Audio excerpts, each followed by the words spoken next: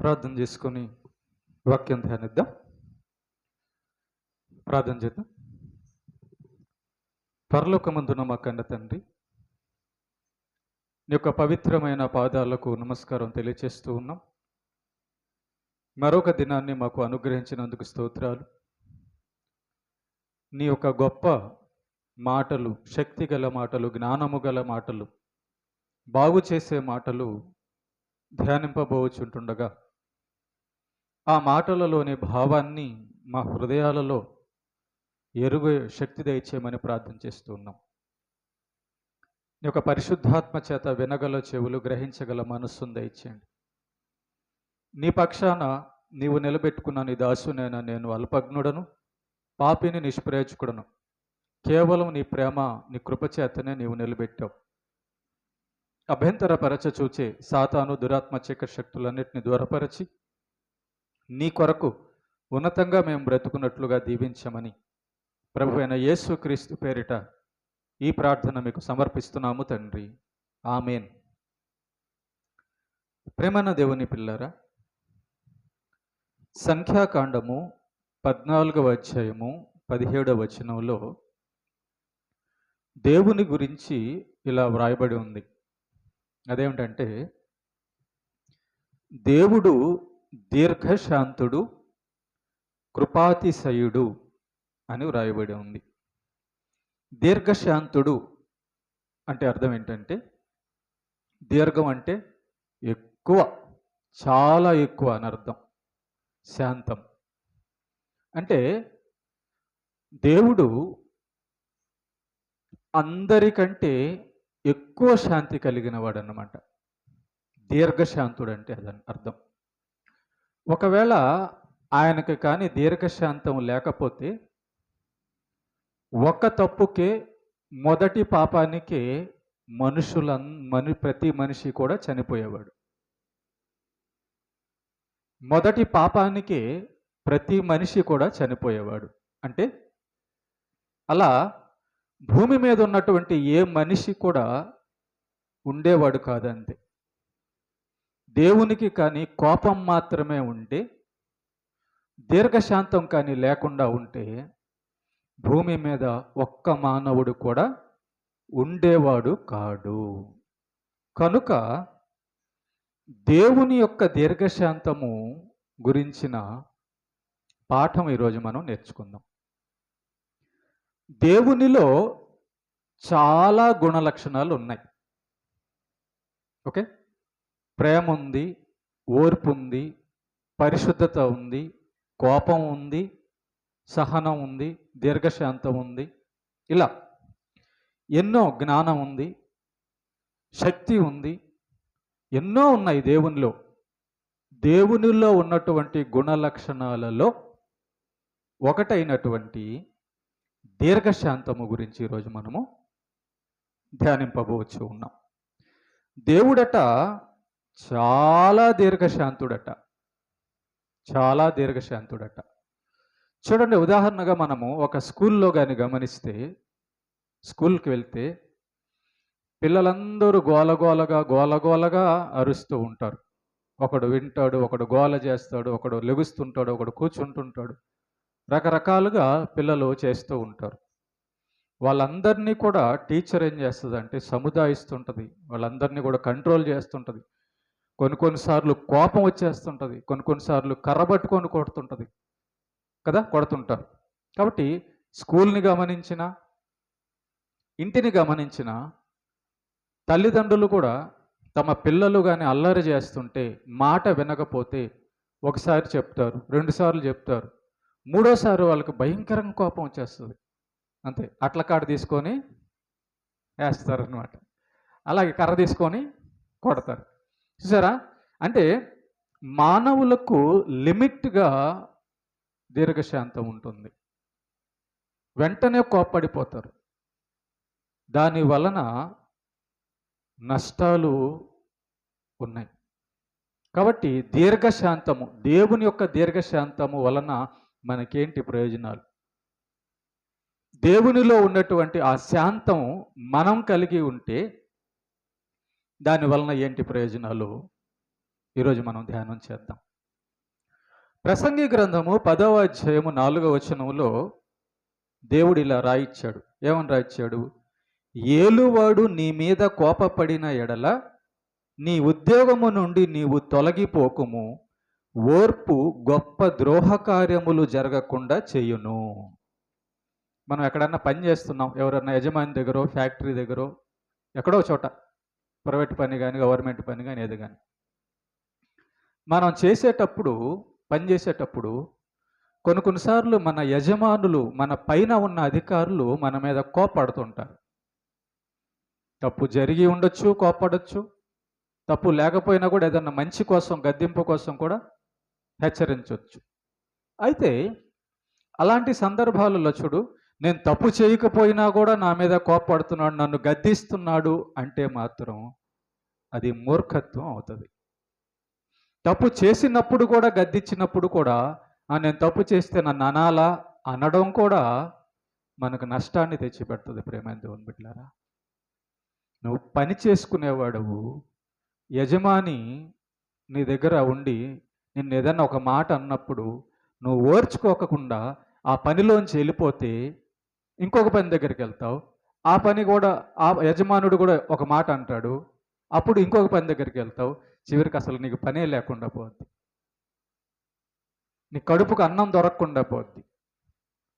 నువ్వు ఎక్కడ కూడా చూడండి, కొంతమందిని గమనిస్తే గాలికి తిరుగుతుంటారు, ఊరికనే తిరుగుతుంటారు.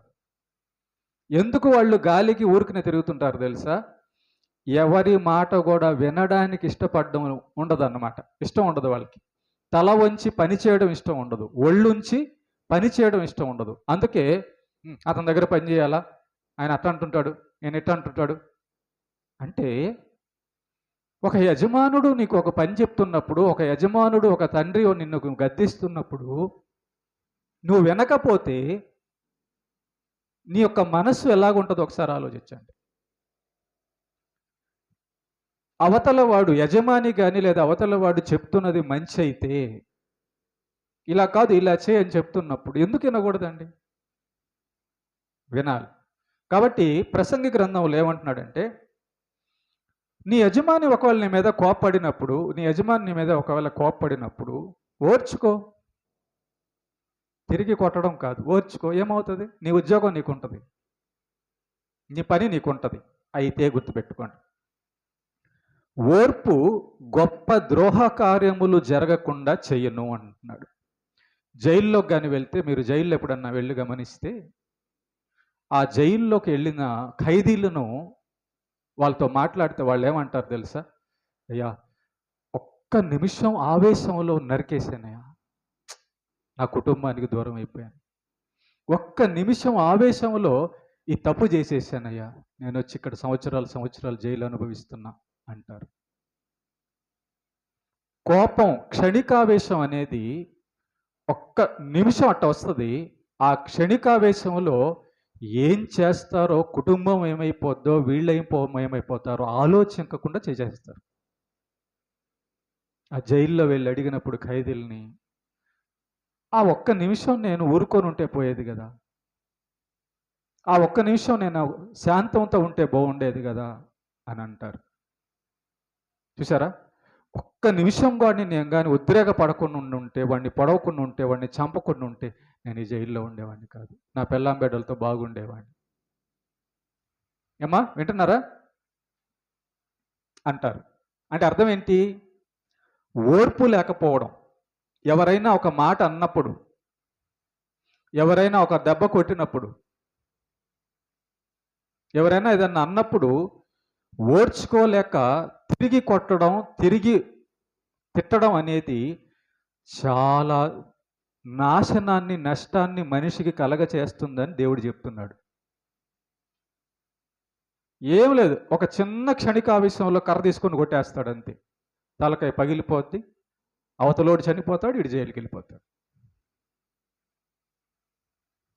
సంవత్సరాలు జైల్లో ఉంటాడు. ఏం ఉపయోగం? భార్య బిడ్డలకు దూరంగా, కుటుంబానికి దూరంగా, సమాజానికి దూరంగా. కాబట్టి ఓర్పు అనేది భయంకరమైనటువంటి కార్యాలు జరగకుండా ఆపేస్తుందట. సరే, ఒకడు అంటున్నాడు, ఒక ఆమె అంటుంది, ఓర్చుకో దేవుడే చూసుకుంటాడులే అన్నావనుకో,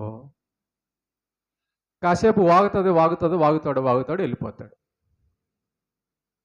వాడు వాగినందుకు శిక్ష దేవుడు వేస్తాడు, నువ్వు ఓర్చుకున్నందుకు ప్రతిఫలం నీకు దేవుడు ఇస్తాడు.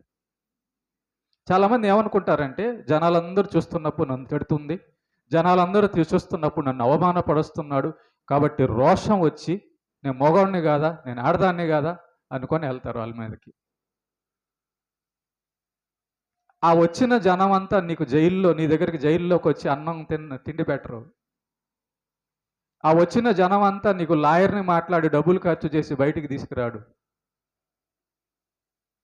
కాబట్టి పౌరుషం, ఎక్కడ పౌరుషం ఉండాలి, ఎక్కడ తగ్గింపు ఉండాలి?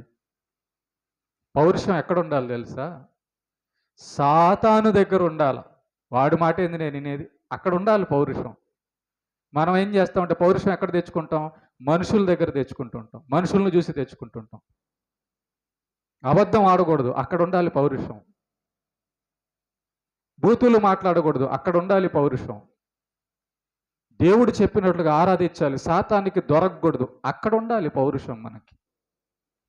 కానీ మనము సాతాను మాట విని పక్కనోళ్ళ ప్రేరేపణతో, రే చూసావా వాడు నిన్ను అంటున్నాడు, చూసావా నిన్న అట్లా అంటుంది అని లోపల సాతాను ప్రేరేపించేస్తాడు.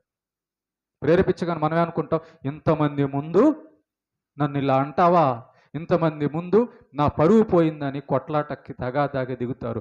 ఆ క్షణికావేశంలో వీడు కొట్టడమో వాళ్ళు కొట్టడమో జరిగిపోద్ది, అన్యాయం జరిగిపోద్ది, చనిపోవడమో దెబ్బతినడమో కాళ్ళు చేతులు పోవడమో ఏదో ఒకటి జరిగిపోద్ది. ఆ గొడవ కాసేపే ఉంటుంది, దాని ప్రతిఫలం సంవత్సరాలు ఉంటుంది. నువ్వు వేసుకున్న గొడవ ఒక గంట లేకపోతే ఒక రోజే. నువ్వేమన్నా చంపేసావనుకో, దాని శిక్ష 14 సంవత్సరాలు. అసలు జైల్లోంచి కూడా బయటికి రావువేమో. ఒకసారి ఆలోచించు. అందుకే దేవుడు అంటున్నాడు, కోపం అంట, ఉద్రేకం అంట భయంకరమైన నాశనాన్ని తీసుకొస్తుందంట. ఓర్పు అంట ఆ నాశనం రాకుండా మనల్ని కాపాడుతుందట. కాబట్టి ఎప్పుడు కూడా మనం దేవుని యొక్క దీర్ఘశాంతాన్ని, దేవుని యొక్క జ్ఞానాన్ని కలిగి బ్రతకాలి. చూడండి, దేవుని యొక్క దీర్ఘశాంతం ఎలా ఉందో మనం ఆలోచన చేస్తే, యేసు ప్రభువుని సిలువ వేసేటప్పుడు యేసు ప్రభు కోపం తెచ్చుకొని, యేసు ప్రభు తన వీపు మీద కొరడాలతో కొట్టే వాళ్ళని కానీ, కొట్టుంటే ముళ్ళ కిరీటం పెట్టే వాళ్ళని కానీ, కాళ్ళు చేతులకు మేకులు కొట్టే వాళ్ళని కానీ ఆయన చంపేసి ఉంటే, కొట్టుంటే వాళ్ళు మారు మనసు పొందేవాళ్ళు కాదు. ఆ సిలువ కార్యము జరిగేది కాదు. మనందరి పాపములు ఆయన రక్తములో కడగబడేవి కావు. ఆయన ఓర్చుకోబట్టి ఆయన రక్తం కారింది. ఆయన ఓర్చుకోబట్టి ఒక సైనికుడు నేనేంటి కొట్టినా తిట్టినా చంపుతున్నా ఇంత ప్రేమ చూపిస్తున్నాడు అని ఒక సైనికుడు మారిపోయాడు, ఓర్పును బట్టి, దీర్ఘశాంతమును బట్టి. పక్కన సిలువలో దొంగ, ఆ దొంగ కూడా ఆయన ఓర్పు, ఆయన ప్రేమ, ఆయన దీర్ఘశాంతము చూసి మారిపోయాడు. ఏంది ఇంత కొడుతున్నా, ఇంత చంపుతున్నా అసలు ఒక్క మాట కూడా అన్నం లేదు. పైగా తండ్రి వీరేమి చేయుచున్నారో వీరెరుగరు గనుక వీరిని క్షమించు అనగలుగుతున్నాడే. ఈయనే కదా దేవుడు అంటే, ఈయనే కదా నిజంగా ప్రభు ప్రేమామయుడంటే అని పక్కన సిలువలో దొంగ మారిపోవడానికి కారణము దేవుని యొక్క దీర్ఘశాంతం. ఈరోజు మన జీవితాలు కూడా గమనిస్తే, మన ఇంట్లో వాళ్ళు కానీ, మన పిల్లలు కానీ, లేకపోతే ఎవరైనా ఒక తప్పు చేస్తే వాళ్ళ మీద కోపపడి వాళ్ళని ఏదో చేస్తుంటాం. కానీ దేవుడు మన పాపాలన్నీ కూడా ఆయన సహిస్తున్నాడు అన్నది మర్చిపోతాం. ఎదుటోళ్ళ పాపాలు చూపిస్తాం, ఎదుటోళ్ళ మీద మనం ప్రతాపం చూపిస్తాం. కానీ అదే ప్రతాపం మన మీద దేవుడు తీసుకుంటే మన పరిస్థితి ఏంటి అని ఆలోచించాం.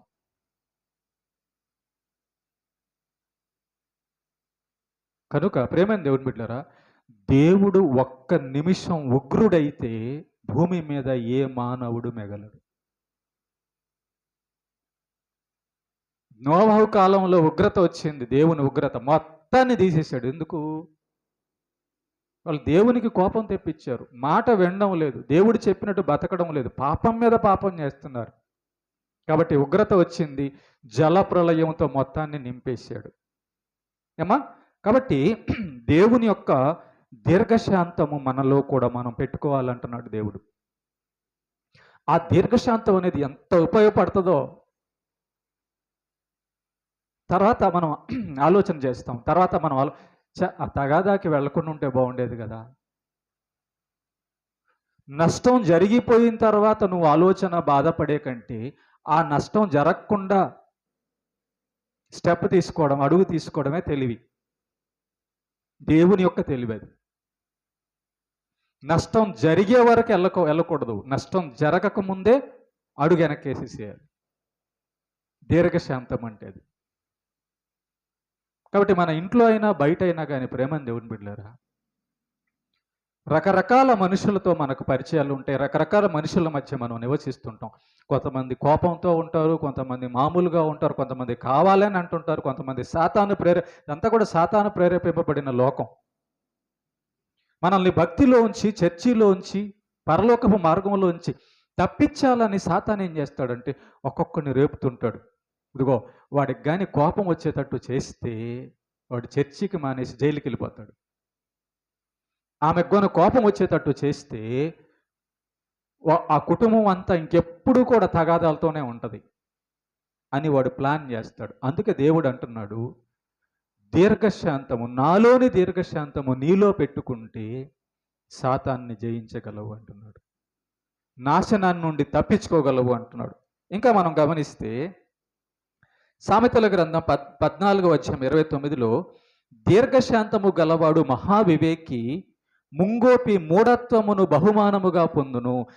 తొందరగా కోప్పడేవాడికి శత్రువులు ఎక్కువ ఉంటారు. గుర్తుపెట్టుకోండి. మీరు గమనించండి, ఎవరైనా ఊరికినే కోప్పడుతున్నాడు అనుకో, వాడితో ఎవరు స్నేహం చేయరు. వాడు ఎక్కువ తగాదాలే. తొందరగా కోప్పడేవాడికి శత్రువులు ఎక్కువ మంది ఉంటారు. అదే దీర్ఘశాంతము కలిగి ఉంటే దీర్ఘశాంతము కలిగి ఉండడం జ్ఞానం అంట. జ్ఞానం ఎవరికైతే ఉంటుందో, బుద్ధి జ్ఞానం ఎవరికైతే, దైవ జ్ఞానం ఎవరికైతే ఉంటుందో వాడు దీర్ఘశాంతముతో ఉంటాడంట. ఎందుకు? వాడు నన్నంటే దానికి శిక్ష దేవుడేయడా? దేవుడు అంటాడు, పగ తీర్చుట నా పని, నేనే ప్రతిఫలం ఇస్తాను. జైల్లో ఎవరు పెట్టాలి? మనం కాదు, పోలీసులు పెట్టాలి. ఉరి శిక్ష ఎవరు వేయాలి? జడ్జి వేయాలి. కాబట్టి ఆ పని మనం చేయకూడదు. ఆపరేషన్ ఎవరు చేయాలి? డాక్టర్ చేయాలి. నీ పనింటి దేవుడు ఏం చెప్పాడో అది చేయడం మన పని. కాబట్టి ప్రేమైన దేవుని బిడ్డలారా, దీర్ఘశాంతం అనేదంట బుద్ధి జ్ఞానము కలిగిన వాడు చూపించేటటువంటి గుణం అంట. ఆ దీర్ఘశాంతము వలన తెలివి గలవాడవు అనిపించుకుంటావు, తప్పించుకుంటావు, సమస్యల్లో పడకుండా తప్పించేసుకుంటావు. దీర్ఘశాంతం. యేసుప్రభు అంటాడు, కుడి చెంప మీద కొడితే ఎడమ చెంప ఎందుకు చూపించమన్నాడంటే అక్కడ గొడవ ఉండకూడదని. ఇప్పుడు గుర్తుపెట్టుకోండి, కొన్నిసార్లు పిల్లకాయల్లో లేకపోతే వాళ్ళు కొన్ని పనులు చేస్తుంటారు. బాగా వినండి. అమ్మకో నాన్నకో కోపం వచ్చింది, వీడేదో తిన్నాడో లేకపోతే దొంగతనం చేసాడో ఏదో చేసి ఉంటాడు. ఓకేనా? చేసి వెంటనే అమ్మ లేకపోతే నాన్న కర్ర పట్టుకొని వస్తున్నాడు అనుకో, ఈడే ముందుగా పరిగెత్తుకొని వెళ్ళి కాలు పట్టుకొని కొట్టు కొట్టు, తప్పు చేసా కొట్టు అన్నాడు అనుకో, కొడతారా? నన్ను కొట్టు కొట్టు కొట్టు అన్నారు అనుకో, కొడతాడా? కొట్టరు. ఎందుకంటే ఒప్పుకుంటున్నాడుగా. చూసావా? అంటే తప్పు ఒప్పుకోంగా కోపమును రేపకుండా చేయగా అవతల వ్యక్తి దీర్ఘశాంతం వహించేస్తాడు. అక్కడ ఏం జరుగుతుంది? సమస్య లేకుండా పోద్ది. అదే వీడు దొంగతనం చేసా ఏంటి అన్నాడు అనుకో, 4 పడతాయి. అవునా కదా? ఒకటి పడాల్సింది 4 పడుతుంది. పోలీసులు కూడా తప్పు చేసావా లేదా, చేయలా, వేస్తారు అంతే. చేశాను సార్. చేసావా? బా చేసి అలా ప్రేమైన దేవుని బిడ్డలారా, ఎప్పుడైనా గుర్తుపెట్టుకోండి, కోపం అనేది ముంకోపం కోపం అనేది ఎట్లా ఉండాలంటే న్యాయపరంగా ఉండాలి. కోపంలో పాపం ఉండకూడదు. కోపంలో పాపం ఉండడం అంటే ఏంటి? చంపేయాలనుకోవడం, రాయి తీసుకొని కొట్టేయాలి. ఇప్పుడు రాయి తీసుకొని కొడితే తల పగిలిపోదా? లేకపోతే గాయం అవదా? లేకపోతే చనిపోడా? కర్ర తీసుకొని కొడితే చనిపోడా? రాడ్డు తీసుకొని కొడితే చనిపోడా? కత్తి తీసుకొని పొడిస్తే చనిపోడా? గన్ తీసుకొని కాలిస్తే చనిపోడా? కాబట్టి కోపంలో పాపం ఉండకూడదు. మనం నోటితో గద్దించాలి. అయ్యా ఇట్లా అనబాకండి, అమ్మా ఇట్లా చేయబాకండి, అంతవరకు ఓకే. కానీ పాపం అంటే చంపడం, పాపం అంటే కత్తితో నరకడం, పాపం అంటే రాళ్లతో కొట్టడం, దీన్ని పాపం అంటున్నాడు దేవుడు. కోపపడవచ్చు కానీ కోపంలో పాపం ఉండకూడదు. దీర్ఘశాంతంగా ఉండాలి. లిమిట్ వచ్చి మించి కోపం కూడా లిమిట్లో ఉండాలి. ఆ లిమిట్ దాటడమే నాశనం తెస్తుంది. లిమిట్ దాటేస్తారు. అదే ఆ క్షణికావేశం అన్నమాట. పట్టలేక మన పచ్చడి రుబ్బుతారే కర్రలు, వాటితో కొట్టి చంపేసిన భర్తలు ఉన్నారు, భార్యల్ని. కన్న తండ్రుల కాళ్ళు ఎరగొట్టిన కుమారులు ఉన్నారు కోపంలో. చూడండి ఒకసారి, తగాదా జరుగుతున్నప్పుడు కోపం బాగా వచ్చేసిందంటే పక్కన రాయి ఉందో కర్ర ఉందో అని ఎతుకుతారు, అవునా కదా? అట్లా చేస్తారా? లేకపోతే మంచంలో కూర్చొని కాసేపు ఒక సొమ్ము నీళ్ళు తీసుకురమ్మని తాగుతారా? అట్లా ఏం చేయరుగా. కోపం వచ్చింది అనుకో, నాకు బీపీ కానీ రేగింది అనుకో అంటుంటాడు. రేగింది అనుకో, ఇడు చూస్తాడు పక్కన ఏముందో, అది రాడ్డో, అది కర్రో, లేకపోతే అది రాయో. అప్పుడు ఏమవుతుంది? అవతల వాళ్ళకి నష్టం జరుగుతుంది, ఇతనికి కూడా నష్టం జరుగుతుంది. కాబట్టి గుర్తుపెట్టుకోండి, సామెతల గ్రంథం 15వ అధ్యాయం 18వ వచనంలో, కోపోద్రేకి యగువాడు కలహము రేపును. నీకు కోపం ఉందనుకో, అక్కడ తగాదా పెరుగుతుంది కానీ తగాదా తగ్గదు. కోపం వలన వచ్చే నష్టం ఏంటి? కోపం వలన వచ్చే నష్టం ఏంటో తెలుసా? తగాదా పెరగడం. అందుకే దేవుడు అంటున్నాడు, కొంతమంది ముక్కు మీద కోపం ఉంటుంది అంటారు. ఊరికనే కోపడతారు అన్నమాట. దాని అర్థం ఊరికనే కోపం పడే స్వభావం ఉందనుకో, ప్రతి దగ్గర తగాదానే. కోపం పడే స్వభావం వలన ఏం జరుగుతుందంటే కలహములు, గొడవలు జరుగుతాయి. గొడవకి కారణం ఏంటి? కోపమే.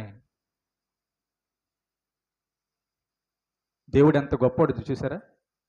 మనుషుల గొడవలకి కారణం కోపమే. అసలు నీలో కోపం లేదనుకో, గొడవే రాదు. అవును, ఎన్నిసార్లు అన్ని అనుకోపు, దేవుడే చూసుకుంటాడు అన్నాం అనుకో, అని వాళ్ళే పోతారు. దేవుడు చెప్పినట్లుగా మనం ఓర్చుకోవడం వలన దేవుని యొక్క సహాయం మనకు ఉంటుంది. అప్పుడు దేవుడు అంటాడు, నా బిడ్డ నా ఆజ్ఞ ప్రకారం ఓర్చుకున్నా నువ్వు వాడిని కొట్టావు, నువ్వు వాడిని చంపావు అని వాడి మీద పగ తీర్చుకుంటాడు దేవుడు. ఆమె మీద పగ తీర్చుకుంటాడు దేవుడు. అదే మనం తిరిగి కోపంతో వాళ్ళని ఏమన్నా చేశామనుకో, దేవుడు మనల్ని అడుగుతాడు, నేను దీర్ఘశాంతం వహించమన్నాను కదా, నా గుణమైన దీర్ఘశాంతం, ప్రేమ, ఓపిక పట్టుకోమా, ఓర్చుకో అన్నాను కదా, ఎందుకు ఓర్చుకోలేదు? వాడికంటే తెలియదు, నీకు చెప్పాను కదా నేను అని మనల్ని కూడా దేవుడు శిక్షించడానికి అవకాశం ఉంది. కాబట్టి కోపోద్రికి అగువాడు కలహమును, కోపం వాడి పనంతా గొడవలు పెట్టడమే. ఎవరు ఎక్కువగా కోపడుతుంటారో ఏం చేయాలి? అప్పుడు మనం కర్ర తీసుకుని కొట్టాలా? ఏం చేయాలి? వాళ్ళ దగ్గర నుంచి పక్కకి వెళ్ళిపోవాలి. గుర్తుపెట్టుకోండి, ఏం చేయాలి? యేసు ప్రభు కూడా తనను కొట్టడానికి వస్తే ఆయన సర్వాధికారి, మనుషులను చేసినవాడు, భూమి ఆకాశాలను చేసినవాడు, ఆయన ముందు బలవంతుడు ఇంకా ఆయన కంటే ఎవడు లేడు. ఆయనే మనుషులు కోపపడి ఆయన రాళ్లతో కొట్టాలని, చంపాలని వచ్చినప్పుడు తప్పించుకొని వెళ్ళిపోతాడు. కారణం ఏంటంటే వీళ్ళని రక్షించాలని. వీళ్ళని కాపాడాలని ఆయన కోపపడితే వీళ్ళు ఎక్కడ ఉంటారు? కనుక ప్రేమైన దేవుని బిడ్డలారా, కోపోద్రేకి ఎగువాడు కలహమును రేపునంట. చూడండి మీరు, గొడవ ఎక్కడ జరుగుతుందంటే దానికి కారణం ఏంటంటే కోపమే. ఎవడికో ఒకటి కోపం వస్తుంటుంది అక్కడ, అవునా? కోపం వస్తుంటే ఏం జరుగుతుంటుంది అక్కడ? తగాదా. కోపం వచ్చినప్పుడు చూడండి, అటు మాట్లాడుకుంటారా? ఎట మాట్లాడుకుంటారు? కోపం వచ్చినప్పుడు మాట్లాడే మాటలు ఈ మైక్లో కూడా వినపడవు, అవునా? అంత గట్టిగా ఆ లైన్లో మాట్లాడితే ఇక్కడికి వినబడుతుంటుంది, అవునా? ప్రార్థన చేయమంటే, పాట పాడమంటే మాత్రం మన గొంతు గోడ కూడా దాటదు, మన పక్కన వాళ్ళకే వినబడదు. అదే తగాదా వేసుకోమంటే, మళ్ళీ ఎంతనా తగాదా కానీ వేసుకోమంటే ఇక చూసుకో 3 రోడ్లు దాటుతుంది, అంతే. అలా ఉండకూడదు కదా. దీర్ఘశాంతుడు వివాదమును అణచివేయను. దీర్ఘశాంతం అనేది ఏం పని చేస్తుందో ఇక్కడ దేవుడు మనకి చెప్తున్నాడు అమ్మా. దీర్ఘశాంతం అంటే ఏంటంటే, ఎక్కడైతే గొడవ జరగడానికి, ఎక్కడైతే కోపపడ్డానికి, ఎక్కడైతే నాశనం అవడానికి పరిస్థితులు ఏర్పడుతున్నాయో ఆ పరిస్థితుల్లో దీర్ఘశాంతం అనేది ఆ నాశనము, ఆ గొడవ జరగనీయకుండా ఆర్పేస్తుంది. మంట మండుతుంది అనుకో, ఇల్లు మండిపోతుంది అనుకో, 1 లీటర్ పెట్రోల్ తీసుకుపోస్తే సరిపోద్ది కదా. ఏం పోయాలి? నీళ్లు పోయాలి, అంతేనా? నీళ్లు పోయాలి, పెట్రోల్ పోయాలా? నీళ్లు పోయాలి. నీళ్లు మంటను ఏం చేస్తుందమ్మా? చల్లారుస్తుంది. అదే పెట్రోల్ పోసామనుకో, పక్క నీళ్ళు కూడా కాలిద్ది, వాళ్ళు వచ్చి దంతారు మళ్ళీ, నీళ్లు పోయాల్సింది పెట్రోల్ పోసావు ఎందురే అని కదా. కాబట్టి ప్రేమైన దేవుని బిడ్డలారా, దీర్ఘశాంతం అనేది ఎలా ఉపయోగపడుతుందో చూడండి. తల్లిదండ్రుల మధ్య, బిడ్డల మధ్య, దేవునికి మనకి మధ్య చాలా ఉపయోగపడుతుంది. కాబట్టి దీర్ఘశాంతం, దేవుడు దీర్ఘశాంతుడు. అందుకే దేవుని యొక్క దీర్ఘశాంతమును బట్టి మనం ఆయన బిడ్డలుగా మారాము. ఈరోజు మనం చర్చిలో ఉన్నామంటే, కొంతమంది మందు షాపుల్లో ఉన్నారు. మందు తాగే వాళ్ళు దీర్ఘశాంతంగా ఉంటారండి? చూడండి ఒకసారి. లోకంలో ఉన్న వాళ్ళు, దేవుణ్ణి ఎరగని వాళ్ళు ఎలా ఉంటారు చూడండి. నోరు తెరిస్తే కోపం, బూతులు, అబద్ధాలు. మందు తాగితే గొడవే. తాగి వస్తాడు, వాడు కూరగాయలు తేకుండా, వాడు డబ్బు బియ్యం తేకుండా, వండేవా లేదా, మంచి కూర ఉందా, ఇదే ఇట్లా రకరకాల గొడవలు. తాగొస్తే గొడవ, తాగొస్తే కోపం, తాగొస్తే ఇల్లంతా నాశనం. కాబట్టి కోపం చూడండి ప్రేమైన దేవుని ద్వారా, మానవుని యొక్క కోపము సాతాను కోపం. అది దేవుని యొక్క కోపంలో న్యాయం ఉంటుంది, దేవుని యొక్క కోపంలో మంచి ఉంటుంది, కానీ సాతాను యొక్క కోపంలో చెడు ఉంటుంది. దాన్ని మనం తీసుకోకూడదు. ఓకే. కనుక దీర్ఘశాంతం, మనం ఎక్కడైనా గొడవ జరిగేటప్పుడు, ఎవరైనా మనల్ని తిట్టేటప్పుడు, ఎవరైనా మనల్ని ఏదైనా చేసేటప్పుడు మనం వాడాల్సిన ఆయుధం ఏంటంటే దీర్ఘశాంతం. అప్పుడు మనము అవతల వాళ్ళు మనల్ని కోప్పడుతూ, అవతల వాళ్ళు మనం తిట్టడానికి, కొట్టడానికి ప్రయత్నిస్తున్నప్పుడు దేవుని బిడ్డ, క్రైస్తవుడు చేయాల్సిన పని ఏంటంటే ప్రేమతో, దీర్ఘశాంతంతో మాట్లాడడం. విన్నారా? ఓకే, నీ వర్షన్ నువ్వు చెప్పు. అయ్యా అట్లా కాదు, అట్లా వినడం లేదా, వదిలేసే, సరే వదిలేసే. అది దీర్ఘశాంతం. అప్పుడు ఏమవుతుంది? వాళ్ళకు నీకు మధ్య కేసులు, గొడవలు, నరహత్యలు, దెబ్బలు ఉండవు. కోర్టు చుట్టూ తిరుగుతావు, జైలు చుట్టూ తిరుగుతావు, పోలీస్ స్టేషన్ చుట్టూ తిరుగుతావు. అవసరమా? చూసుకున్నప్పుడు గొడవలు జరుగుతూ ఉంటాయి. వాడు నన్ను కొట్టాడు, నేను కూడా కొట్టాలి, ఆమె నన్ను ఇట్లా అనేది, నేను కూడా ఇట్లా. ఇలా జీవితం అనేది ప్రమాదంలో పడిపోద్ది ప్రేమ. కోపం వలన, దీర్ఘశాంతం వలన మన పని మనం హాయిగా, మన బతుకు మనం బతకొచ్చు. ఓకే. తర్వాత ఇక్కడ సామెతల గ్రంథము 16:32లో ఏమంటున్నాడంటే, పరాక్రమశాలి కంటే దీర్ఘశాంతము గలవాడు శ్రేష్ఠుడు, పట్టణమును పట్టుకొని వాని కంటే తన మనస్సును స్వాధీనపరుచుకున్నవాడు శ్రేష్ఠుడు. ఇక్కడ ఒక మాట చెప్తాను చూడండి. కొంతమంది అంటుంటారు, అసలు నేను ఎలాంటోనో తెలుసా అంటుంటారు. నువ్వు ఎలాంటోడివి? నీ మనసును అణుచుకోలేని వాడివి నువ్వు. నా బలం ఎంతో తెలుసా, నా డబ్బు ఎంతో తెలుసా, నా బలగం ఏందో తెలుసా అంటుంటారు. రేగిపోతుంటారు, పెట్టిరేగిపోతుంటారు. వాళ్ళకి ఏమి లేదని అర్థం, వాళ్ళ మనస్సును వాళ్ళు కంట్రోల్ చేసుకోలేని వారని అర్థం. కోపం వస్తే కంట్రోల్ చేసుకునేవాడు కదా గొప్పోడంటే. కోపం వస్తే దీర్ఘశాంతం వహించేవాడు కదా గొప్పోడంటే. అందుకే ఇక్కడ ఏమంటున్నాడు, పరాక్రమశాలి అంటే పెద్ద పెద్ద కత్తులు తీసుకొని బాగా బలం ఉండి అజ్జేసి ఇజ్జేసి యుద్ధాలు చేసేవాడి కంటేనంట దీర్ఘశాంతము గలవాడే గొప్పోడంట. ఒకడిని చంపడానికి 10 మందిని చంపడానికి పోయేవాడి కంటే 10 మందిని బతికించడానికి పోయేవాడే గొప్పోడు కదా. 10 మందిని నాశనం చేసేవాడి కంటే 10 మందిని బాగు చేసేవాడు కదా గొప్పోడు.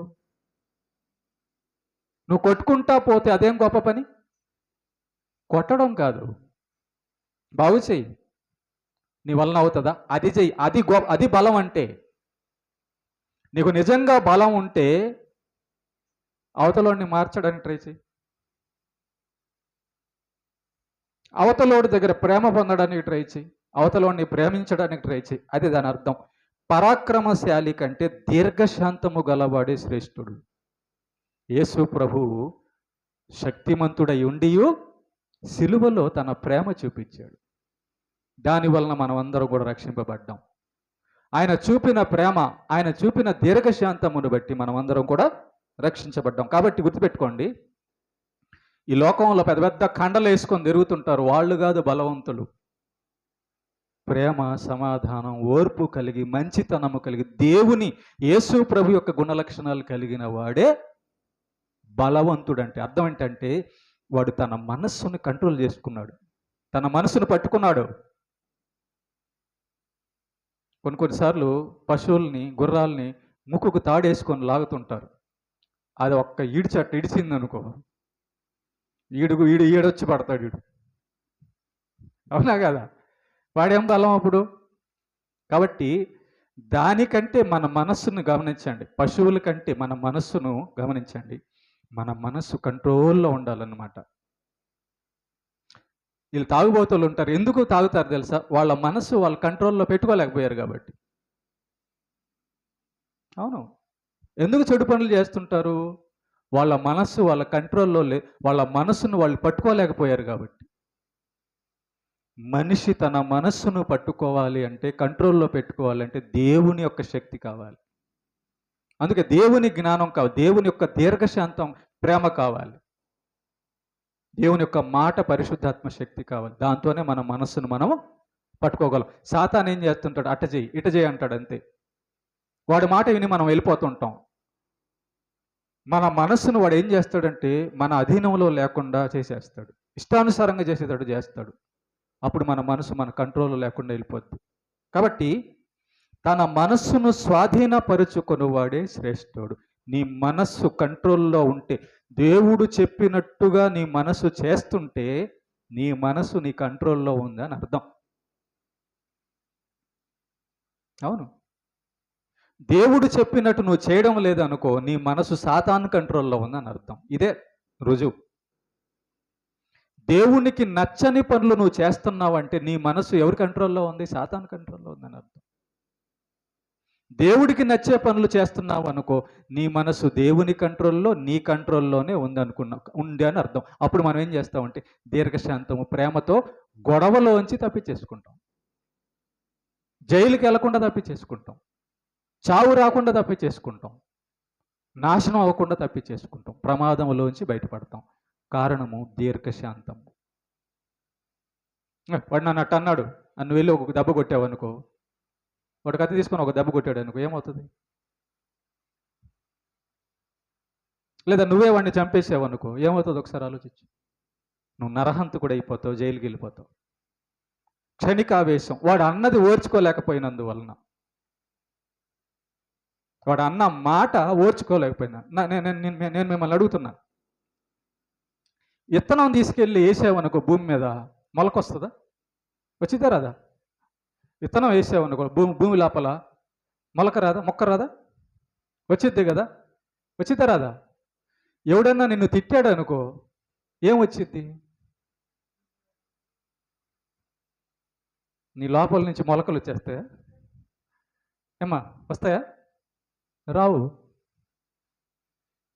ఇటు వచ్చి అటు వెళ్ళిపోద్ది. కానీ దాన్ని తీసుకొని ఇక్కడ పెట్టుకున్నాం అనుకో, అలాగే పెట్టుకున్నాం అనుకో, దానివలన డేంజర్.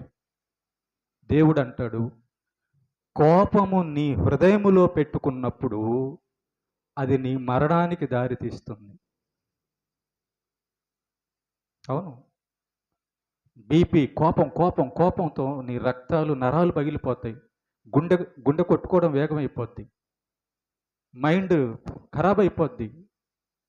పగలు పెట్టుకునే వాళ్ళ పరిస్థితి అది. ఓకే. తర్వాత సామెతలు 19:11 ఒకని సుబుద్ధి వానికి దీర్ఘశాంతమునిచ్చును. దేవుని యొక్క బుద్ధి అంట దీర్ఘశాంతాన్ని ఇస్తుందంట మనకి. దేవుని యొక్క బుద్ధి ఏది? దేవుని యొక్క మాట. దేవుని యొక్క బుద్ధి అంటే ఏంటి? దేవుని యొక్క వాక్యం. కాబట్టి ఎవరైతే దేవుని మాట వింటాడో, దేవుడు ఏం చెప్పాడు? తగాదాలకు వెళ్ళొద్దు. దేవుడు ఏం చెప్పాడు? ఎవరైనా నీ మీద తగాదాకు వస్తుంటే దీర్ఘశాంతము వహించు, సమాధానంగా చెప్పు అంటున్నాడు. కాబట్టి అది జ్ఞానం. తగాదాల్లోంచి తప్పించుకోవడం జ్ఞానం, కానీ గొడవలకి వెళ్ళడం జ్ఞానం కాదు. గొడవడికి వెళ్ళడం వలన సాతాను పని అది. గొడవలకి వెళ్ళడం అనేది నాశనం అయ్యే పని. చూడండి ఒకసారి, గొడవలకి వెళ్తే నాకు చాలా లాభం వచ్చిందన్న వాళ్ళు ఒకరిని చూపించండి. ఏం ప్రేమకుమార్? గొడవకి వెళ్ళి నాకెంతో లాభం, బలం వచ్చేసింది అన్నోడు ఒకటి చూపించండి. ఏమీ లేదు, నష్టమే. కాళ్ళు ఎరగొట్టుకోవడం, చేతులు ఎరగొట్టుకోవడం, జైలుకి వెళ్ళడం, లేదా ఆడికి వెళ్ళడం కదా. కాబట్టి ప్రేమైన దేవుని బిడ్డలారా, తప్పులు క్షమించుట అట్టివానికి ఘనతనిచ్చును. తప్పు క్షమించగలగడం అనేది చిన్న విషయం కాదండి, దైవ లక్షణం అది. ఒకడు మనల్ని దూషిస్తున్నప్పుడు, ఒకడు మనల్ని ప్రేరేపిస్తున్నప్పుడు వాడిని క్షమించగలగడం అనేది దైవ లక్షణం. వాడి నోరు మేపించడం అదే. మనం ఏమనుకుంటామంటే, నన్ను ఒకటి తిట్టింది కాబట్టి నేను 2 తిట్టాలంటాం. నేను 3 తిట్టాలి, ఆమె 1 తిట్టింది కాబట్టి నేను 3 మాటలు తిట్టాలనుకుంటాం. కాదు. అలా గెలవలేరు మీరు. మీరు 3 అంటారు, వాళ్ళు 6 అంటారు. గొడవ తగ్గిద్దా పెరిగిద్దా? పెరిగిద్ది. దేవుని యొక్క జ్ఞానం ఏం చెప్తుందంటే, ప్రేమైన దేవుని బిడ్డలారా, ఒకడు ద్వేషిస్తున్నప్పుడు, ఒకడు దూషిస్తున్నప్పుడు మనం వాళ్ళని క్షమించడం అనేది వాడిని గెలవడం. మనం వాడిని అక్కడ దీర్ఘశాంతం వహించడమే ఆయుధం. ఈ దీర్ఘశాంతం దేవుడు మనలో ఎందుకు పెట్టుకోమంటున్నాడు అంటే, ఒక ఆయుధం అన్నమాట. మానవుల మధ్య మనం నాశనం అవ్వకుండా, కొట్లాటలకు వెళ్లకుండా దీర్ఘశాంతం అనేది మన జీవితంలో ఉపయోగపడుతుందని పెట్టుకోమంటున్నాడు. ఓకే. తర్వాత దీర్ఘశాంతము చేత న్యాయాధిపతిని ఒప్పించవచ్చంట. సామెతలు 25:15 అంటున్నాడు, దీర్ఘశాంతము చేత న్యాయాధిపతిని ఒప్పించవచ్చు. అంటే అర్థం ఏంటి? నువ్వేదన్నా చేసావు, సరే ఒక చిన్న ఉదాహరణ మీకు చెప్తా. ఆకలేసింది అట్లా వెళ్తా ఉన్నావు, పొలంలో పడి వెళ్తున్నావు. ఆకలేసింది, నీకు బాగా ఆకలేసింది. అన్నం లేవు, అన్నం తినడానికి కూడా అన్నం లేదు, డబ్బులు లేవు కొనుక్కోవడానికి కూడా. బాగా ఆకలేసింది. ఓకేనా. అట్లా ఆ పొలాల్లో పడి వెళ్తుంటే జాంకాయ చెట్టు ఒకటి కనపడింది. బాగా పండు ఉంది, లావుగా ఉంది. ఓకేనా, ఎర్రగా ఉంది. చూసావు, ఆకలేస్తుంది బాగా. ఆ పండు తినేస్తే కొంచెం నాకు ఆకలి తీరుద్ది కదా అని వెళ్ళి కోసుకొని అట్లా తింటున్నావు. అంతలోకి యజమాని వచ్చాడు, తోట యజమాని వచ్చాడు. వచ్చినప్పుడు జాగ్రత్త వినండి. అయ్యా, ఏదో ఆకలేసింది, ఒక కాయ కోసుకొని తిన్నాను, ఆకలేసింది, దయతో నన్ను క్షమించి అన్నావు అనుకో, సరే పో తింటే తిన్నావు కదా అని వదిలేస్తాడు. అవునా? అట కాకుండా ఆ యజమాని వచ్చినప్పుడు అడిగినప్పుడు ఏందా తిన్నా అయితే ఏంటి అన్నావు అనుకో, చెప్పు, 2 తగిలీడా? నేను పోలీస్ కేసు పెట్టడా? పోలీస్ కేసు పెడతాడు. పెట్టినప్పుడు ఎక్కడికి వెళ్తావు? జడ్జి ముందుకు వెళ్తావు. జడ్జి అడుగుతాడు, ఒరే ఏం జరిగిందిరా అని అడుగుతాడు. సమాధానంగా, అయ్యా డబ్బులు లేవయ్యా, పనికి వెళ్తున్నాను, ఆకలేసింది బాగా, ఒక కాయ కోసుకొని తిన్నానంటే జడ్జి కూడా ఉంటాడు, సరే పోరా, ఏదో ఒక కాయ కదా తిన్నాడు, ఆ ఒక కాయ తింటే నీ తోట అంతా పోయిందా పో అని వదిలేస్తాడు. జడ్జి కూడా వదిలేస్తాడు. ఆయన ముందు కూడా వెళ్ళి తిన్నానయ్యా ఇప్పుడు ఏంటన్నావు అనుకో, ఈయన తీసుకెళ్ళి ముందు జైల్లో ఏంట్రా అంటాడు. అవునా కదా? కాబట్టి ఇక్కడ ఏం చెప్తున్నాడు? దీర్ఘశాంతము చేత న్యాయాధిపతిని ఒప్పించవచ్చు. దీర్ఘశాంతం అంటే అదే కోపం ఉండకుండా ఉండడం అనమాట. కోపం లేకుండా మాట్లాడడం, సమాధానం, శాంతిగా మాట్లాడడం. అవునయ్యా తప్పే, నేను చేసింది తప్పే, కానీ ఆకలితో చేశా, డబ్బులు లేవు నా దగ్గర తినడానికి, ఆకలేసింది, కోసుకొని తిన్నా. ఇట్లా మాట్లాడేవనుకో అవతల వాళ్ళకు కూడా జాలి కలుగుతుంది. సరేలే పోనీరా పాపం, ఒక్కాయ తిన్నాడు కదా, ఏముంది, ఆకలేసింది కదా తిన్నాడు, వాడేమో అమ్ముకోవడానికి బస్తాలు ఏం తీసుకెళ్ళలేదు కదా అని న్యాయాధిపతిని కూడా ఒప్పించవచ్చంట దీర్ఘశాంతము చేత. ప్రేమ దేవుని బిడ్డలారా, ముగిద్దాం. సాత్వికమైన నాలుక ఎముకలను నలగొట్టును. ఇందాక నేను చెప్పాను, ఒకడిని నువ్వు గెలవాలంటే, నిన్ను తిట్టేవాడిని, నిన్ను కొట్టేవాడిని గెలవాలంటే ఆయుధం ఏంటంట? సాత్వికం. వాడు నిన్ను బాగా తిడుతున్నాడు, ఆమె నిన్ను బాగా తిడుతుంటే నువ్వు ఏమనకుండా ఉంటే వాళ్ళకి ఇంకా కోపం వచ్చేస్తుంటుంది. బీపీ వచ్చి వచ్చి వచ్చి వచ్చి కింద పడతాడు. ఎవరు పడతాడు? వాడు పడతాడు, ఆమె పడిద్ది. కారణం ఏంటి? నువ్వేం అనడం లేదు, లేదా నువ్వు ఏమి అనకపోవడం చూసి వాళ్ళు ఏమంటారు తెలుసా? ఇది చచ్చిపోయిన పాము అంటారు, లేదా ఇంకోటి ఏదో అంటారు. అప్పుడు మనకేం నష్టం ఉంది? వెళ్ళిపోతాం, హాయిగా వెళ్ళిపోతాం కదా. అదనమాట. కాబట్టి అవతల వాళ్ళ ఎముకల్ని నలగొట్టే ఆయుధం ఏంటో తెలుసా? శాంతమే. వాళ్ళ ఎముకల్ని నలగొట్టేస్తుంది మన ఓర్పు అంట. దేవుడు చెప్తున్నాడు, దేవుని మాట సత్యం, దేవుడి మాట కరెక్ట్. మనం ఓర్పు వహిస్తేనట, దీర్ఘశాంతం వహిస్తేనట, తిట్టేవాడి యొక్క ఎముకలు ఇరిగిపోతాయట లోపల. అంటే దాని అర్థం ఏంటంటే, నేను ఎంత తిట్టినా ఏమన్నా కూడా ఏం చలనం లేదు ఈ మనిషిలో అని వాగి వాగి వాగి ఈ ఎముకలు అట్టయిపోతాయి అని నోరు మూసేస్తాడని అర్థం. చూసారా దేవుడి యొక్క మాటలు ఎంత బాగున్నాయి ఏమా? కాబట్టి దేవుడు ఇలాగ మనకి దీర్ఘశాంతం అనేది మనకిచ్చాడు. యేసు ప్రభు మనకిచ్చాడు. లోకంలో అది లేదు. లోకంలో కుడి చెంప మీద కొడితే ఎడం చెంప చూపించుమన్న మాటే లేదు బయట.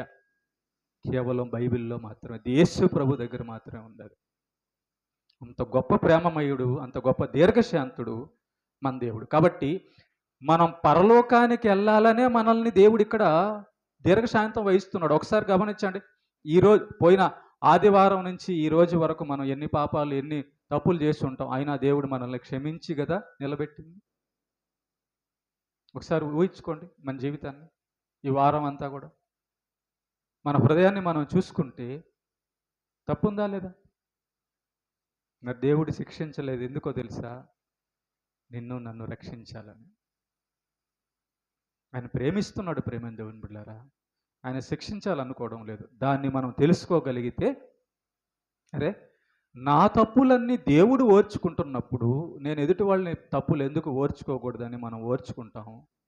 గొడవలకు వెళ్ళాము, ఆ గొడవల్లో మనకు నాశనం రాదు, ఆ గొడవల వల్ల మనకు ప్రమాదము రాదు. దేవునికి అప్పగించుట మంచిది. ఒక మాట చెప్పాలి సమాధానంగా, అట్లా కాదయ్యా, అట్లా కాదమ్మా, ఇట్లా అంతే, విన్నావా, రైట్, లేదా వదిలేసి నీ ఇష్టం అని చెప్పి వదిలేసామనుకో, అంతటితో ఆగిపోద్ది. రేపుకోకూడదు, ఎప్పుడు కూడా గుర్తుపెట్టుకో. అదే ఇందాక ముంగోపి కలహమును రేపును. ఇప్పుడు కోపం కోపం వచ్చేవాడు గుర్తుపెట్టుకోండి. ఒక బలహీనుడు ఉన్నాడు, వాడి దగ్గర కోపపడతాడు అనుకో. సరే, బలహీనుడు ఈయన్ని కొట్టలేడు కాబట్టి వాడి మీద కోపం వీడు చూపించి గెలిచేసి వస్తాడు. ఒక 10 మంది దగ్గరికి వెళ్ళేసి వీడు కోపడ్డాడు అనుకో, ఎముకలు ఏం చేస్తారు? చెరుకు మిషన్లో పెట్టినట్టుగా పిండి జ్యూస్ చేస్తారు. అప్పుడు తిక్క తీరిద్దిగా. నీ కోపం 10 మంది ముందు చూపిస్తే పనికొస్తుందా? కాబట్టి దీర్ఘశాంతం అనేది ఎక్కడైనా పనికొస్తుంది. ముంగోపి అనేది ఎక్కడైనా పనికిరాదు. ఓకే, కనుక దేవుడు మనల్ని క్షమించిన ప్రకారం, దేవుడు మనల్ని ఓర్చుకున్న ప్రకారం మనం కూడా సమాధానకరంగా మాట్లాడి దాన్ని మనం చేసుకోవాలి. సమాధానంగా ఉండడానికే దేవుడు మనల్ని ఇక్కడికి పిలిచాడు. శాంతంగా ఉండడానికే దేవుడు మనల్ని ఇక్కడికి పిలిచాడు. అమ్మా, పరలోకం వెళ్ళడానికే దేవుడు మనల్ని ఇక్కడ పిలిచాడు. కొట్టుకోవడానికి, తిట్టుకోవడానికి, తగాదాలు వేసుకోవడానికి, జైళ్ళు నరహత్యలు చేసుకోవడానికి కాదు మనల్ని దేవుడు పిలిచింది. దేవుడు మనల్ని పిలిచింది సమాధానపడ్డానికి. ఓకేనా? కనుక దేవుని యొక్క గొప్ప లక్షణాల్లో ఒక లక్షణం దీర్ఘశాంతం. ఆ దీర్ఘశాంతంతో మనం చాలా రోజులు బతకడానికి అవకాశం ఉంది. ఊరికనే గొడవ వెళ్ళేవాడు ఎక్కడో చోట వేసేస్తారు అతను. నువ్వు ఒక దగ్గర గడుస్తావేమో, ఇంకొక దగ్గర ఓడిపోతావు. అదే దీర్ఘశాంతంగా ఉండేవాడు ఎక్కడైనా జయమే. అర్థమైందా? పాఠం అర్థమైంది అందరికీ? కాబట్టి కోపం కంటే దీర్ఘశాంతము మేలు. ఏమా? రైట్.